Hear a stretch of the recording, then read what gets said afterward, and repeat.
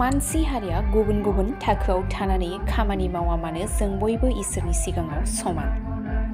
नंगौ, सुबुं माहारिया थांनानै थासान्दि माब्लाबा दोहोन दौलतनि माब्लाबा राजखान्थियारि बाथ्राखौ लानानै बाथ्रा दान्थेज्लायो।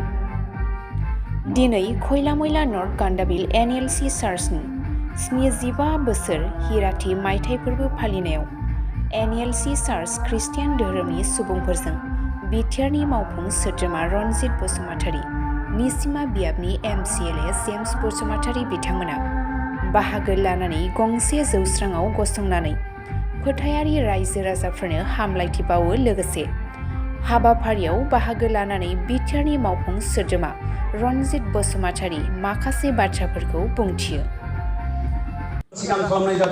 NLC मण्डलीनि 75थि बोसोरारि हिराथि रंजामा सान, बे गोथार सानाव जोंनि गान्दाबिल मण्डलीनि साफ्रोमबो रायजो राजा आरो बिश्वासी जोंनि प्रभु जिसुखौ फोथायारिफोरजों बाहागो लाफानो मोननानै खोब गोजोननाय मोन्दों।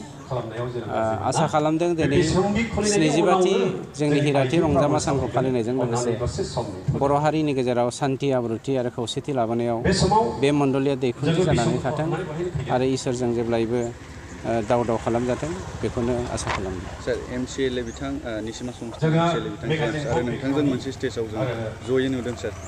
इसोरनि नोजोराव सुबुं माहारिया गासैबो समान, राजखान्थिया आलदा, धोरोमा आलदा। गतिके धोरोमाव जों जेब्लायबो ज' जानो हागौ। राजखान्थियारि बिथिङाव जोंहा माखासे आइडिय'लजिकेल कनफ्लिक्ट थायो, खिन्थु धोरोम बिथिङाव जोंहा कनफ्लिक्ट थाया।